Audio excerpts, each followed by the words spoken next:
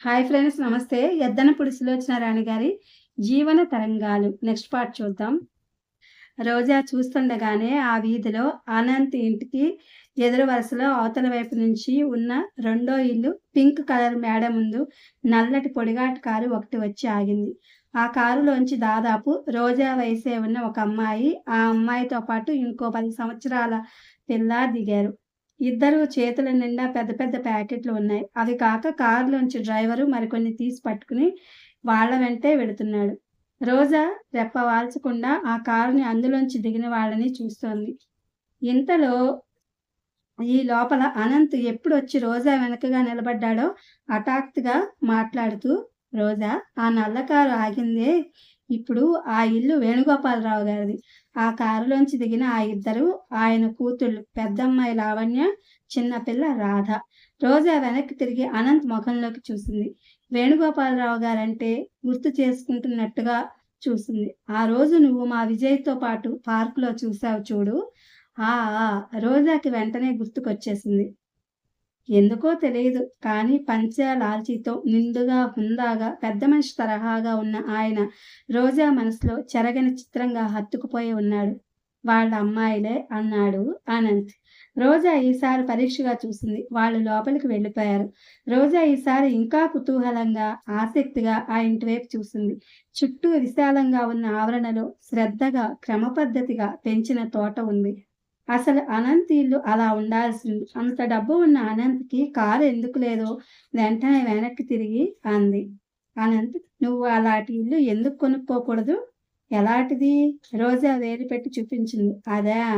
ఆయనట్టే ఇప్పటికే ఈ చిన్నిల్లే సర్దుకోలేక సతమతమవుతున్నాం. రోజుకి 20 గంటలు ఎప్పుడూ బయట గడిపే మాకు ఇంతకంటే పెద్దిల్లెందుకు? అసలు 2 గదులు చాలు. రోజాకి అనంత్ మాటలు రుచించలేదు. ఈ లోకంలో చాలామంది అంతే. భగవంతుడు ప్రసాదించిన దాన్ని పొదుపు పేరిట జాగ్రత్త పడుతూ చాలా వరకు వాడుకొని వాడుకోరు. చూసుకుని సంతృప్తి పడడంలోనే చాలామంది మురిసిపోతారు. మధ్యతరగతి కుటుంబాలైతే మరీను. 100కి 90 పాళ్ళు ఈ జాగ్రత్త, పొదుపు అనే సుడిగుండంలో పడి గిరగిరా తిరుగుతూ అలాగే అంతమైపోతుంటారు. రోజాకి హఠాత్తుగా తను ఇక్కడికి రాకుండా ఉంటే బాగుండేదనిపించింది. ఇదంతా చూసిన తర్వాత మనసులో ఏదో అసంతృప్తి. వెళితే తనేదో పొందలేకపోతున్నాననే భావం గూడు కట్టుకోసాగాయి. తను కోరుకుంటే ఇదంతా తనదవుతుంది. సందేహం లేదు. కానీ అనంత్ భార్యగా కావాలంటే తన ప్రాణప్రదమైన ఆశని మూల్యంగా చెల్లించాలి. జీవితంలో ఉన్న ఒకే ఒక సుఖ స్వప్నాన్ని పణంగా పెట్టాలి. మనిషి ఎలాంటి పరిస్థితుల్లోనూ ఒకదాన్ని పొందటం కోసం మరొకటి పోగొట్టుకోకూడదు. అందులో విలువైనది అనుకుంటున్న దాన్ని అసలే వదులుకోకూడదు.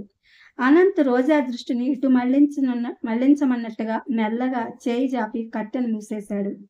రోజా అనునయంగా పిలిచాడు.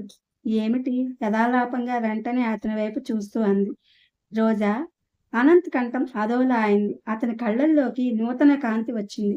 త్రుళ్ళిపడిన రోజా రెప్పపాటులో మనసులో కలిగిన కంగారుని బయటికి కనిపించనీయకుండా నిగ్రహించుకుంది. ఏమిటి అనంత్? అతనిలోని భావ సంచలనం గుర్తించని దానిలాగానే అమాయకంగా అడిగింది. అనంత్ సమాధానంగా వెంటనే 2 చేతులు జాపాడు.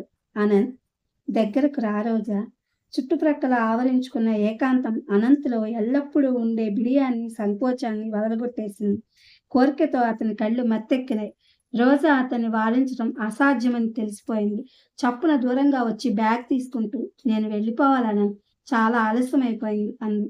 ఒక్క నిమిషంలో ఆలస్యమైపోదు. అనంత్, ప్లీజ్ బ్రతిమాలుతున్నట్టుగా అంది రోజా. ప్లీజ్ రోజా, వేడుకుంటున్నట్టుగా చూశాడు అనంత్. అతని చేతులు కాంక్షతో బుసలు కొడుతున్న జంట సర్పాల్లా ముందుకు జాచి ఉన్నాయి. కాస్త కదిలితే ఎగిరి తనని వాటేసి బంధించేలా ఉన్న వాటి వైపు క్షణంసేపు రోజా మతిపోయిన దానిలా చూడసాగింది. అనంత్‌లో ఎప్పుడూ ఎరగని చనువు, అతని ముఖంలో స్పష్టంగా కనిపిస్తున్న ఉద్రిక్తత ఈ రెండూ చూసేసరికి రోజాకి నిజంగా కంగారనిపించింది. అతన్ని వారించడం అసాధ్యమేమో అన్న ఊహ వెన్నెముకలు జలదరించేటట్టు భయాన్ని కూడా కలుగజేసింది. ఊహు, వద్దు. తల అడ్డంగా వేగంగా ఊపుతూ తన అయిష్టాన్ని స్పష్టంగా తెలియజేసిన రోజా మరో మాటకి అవకాశం ఇవ్వకుండా చటుక్కున మెరుపులా బయటకు పారిపోయింది. రోజా వెనక నుంచి వారిస్తున్నట్టుగా కేక పెట్టాడు ఆనంద్. సుడిగాలి బయటకు దూసుకు వచ్చేసి 2 మెట్లు ఒక అంగచప్పున దూకుతున్నట్టుగా దిగొస్తున్న రోజా మధ్యలో ఉన్నట్టుండి మీట నొక్కినట్టుగా ఆగిపోయింది.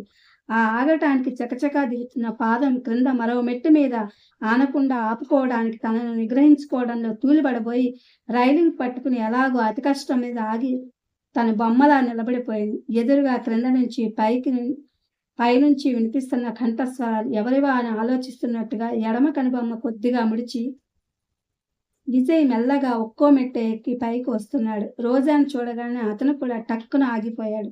అదృష్టవశాత్తు ఇద్దరి మధ్య 2 మెట్లైనా మిగిలినాయి. రోజా కళ్ళు భూతాన్ని చూసిన చిన్నపిల్లల భయంతో రెపరెపలాడినాయి. విజయ్ కళ్ళు పెద్దవి చేసి తన కళ్ళని తనే నమ్మలేనంతగా ఆశ్చర్యంగా చూస్తున్నాడు.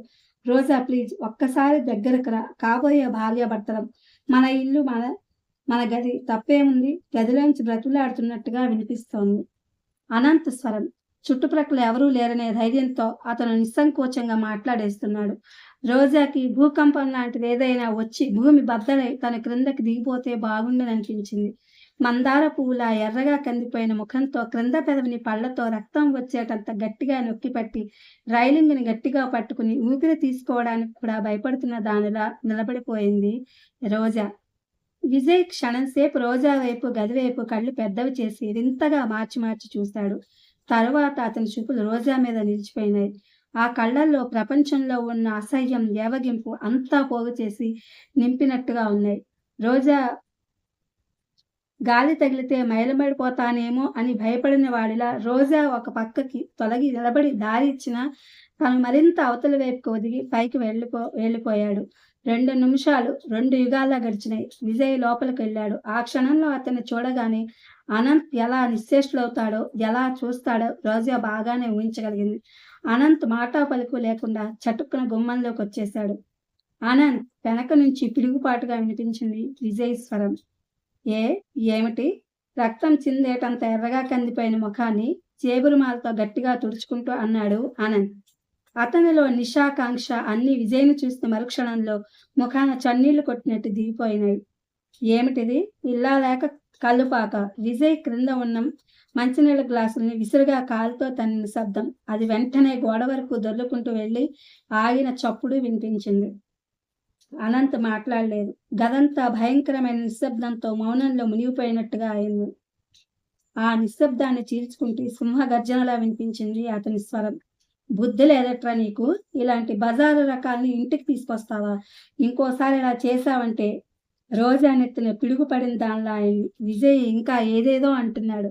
అనంత్ సమాధానంగా ఏదేదో గొణుగుతున్నాడు. రోజా ఆ పైన ఇక వినలేని దానిలా చకచకా మెట్లు దిగి వచ్చేసింది. ఇలాంటి బజారు రకాల్ని విజయ్ కావాలని గుచ్చిన ఆ విషపు బాణం అభిమానపూరితమైన రోజా లేత గుండెల్లో వాడిగా గుచ్చుకుంది. ఆ బాధకి తట్టుకోలేనట్టుగా అప్రయత్నంగా కళ్ళల్లో గిర్జన నీళ్లు తిరిగినాయి. రోజా బుద్ధి తెలిసిన తర్వాత చాలా అవమానాలు పొందింది. కానీ విజయ్ చేసిన ఈ అవమానం సాటి లేనిది. జన్మలో ఏనాడు మరపురానిది. రోజాకి జీవితంలో మొట్టమొదటిసారిగా తనకి పుట్టెడు చెవుడు ఉంటే ఎంత బాగుండేది అనిపించింది. క్రింద గదిలోకి వచ్చి నిలబడిన రోజా కోపాగ్ని జ్వాలల మధ్య చిక్కుపడిపోయిన వాటి నుంచి తప్పించుకోలేని దానిలా నిస్సహాయంగా నిలబడిపోయింది. వెనక నుంచి అనంత్ వచ్చాడు. రోజా ప్లీజ్ నువ్వేమీ అనుకోకు. విజయ్కి ఈ మధ్య నోటికి హద్దు పొద్దు లేకుండా పోతోంది. మంచి చెడు విచక్షణ జ్ఞానం విస్మరించి మాట్లాడుతున్నాడు. చేతులు నలుపుకుంటూ అన్నాడు అనంత్. అతని కంఠంలో నిషా పూర్తిగా తగ్గిపోయింది. మనిషి మామూలుగా ఉన్నాడు. అనుకోకుండా ఎదురైన ఈ సంఘటన ఎలా సంజాయిషి ఇచ్చుకోవాలో తెలియక కంగారు పడుతున్నాడు. కళ్ళల్లో ఉబికి వస్తున్న నీటిని ఎంతో ప్రయత్నం మీద నిగ్రహించుకుంటున్న రోజా అతని వైపు తిరిగింది.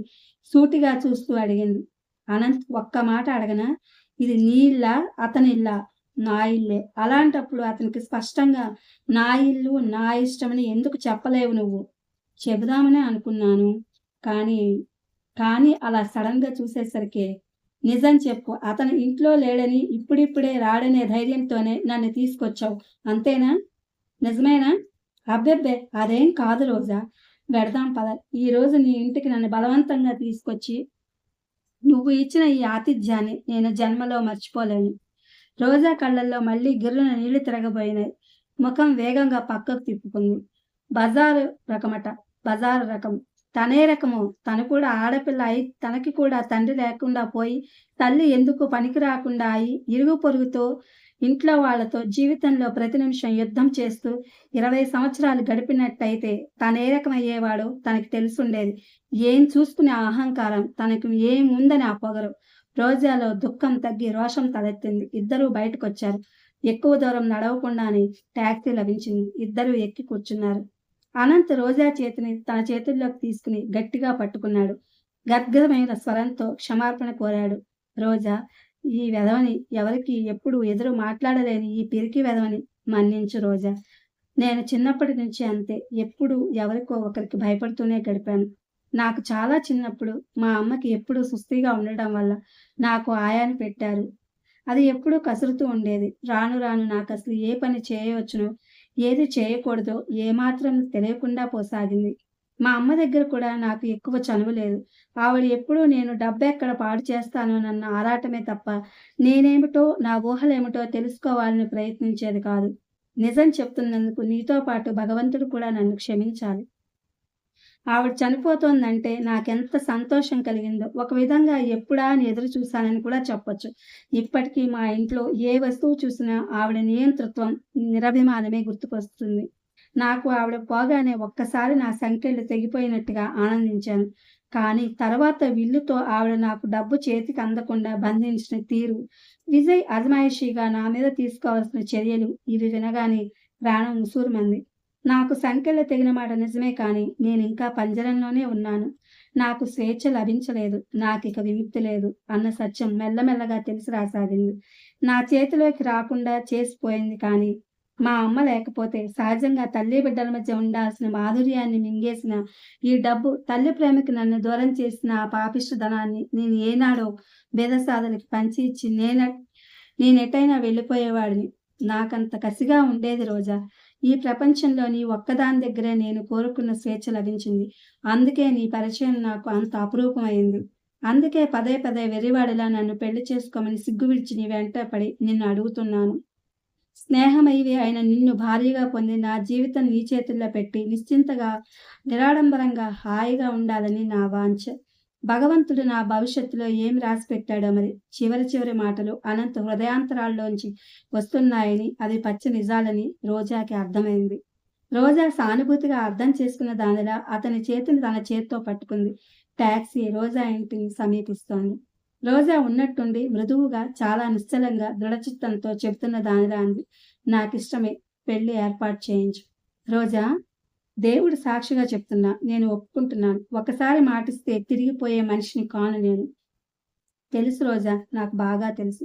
ఈ పెళ్లి గురించి మన వాళ్ళకి గాని, మీ విజయ్‌కి గాని తెలియాల్సిన అవసరం లేదు. పెళ్లి చాలా క్లుప్తంగా, గుప్తంగా జరిగిపోవాలి. అలాగే రోజా. అనంత్ మళ్ళీ మీ విజయ్ కాదని దబాయించడానికి వీలు కాని విధంగా అంతా పకడ్బందీగా జరిపించాలి. అదంతా నేను చూసుకుంటాను. విజయ్ కాదు, నువ్వు ఒప్పుకోవాలి.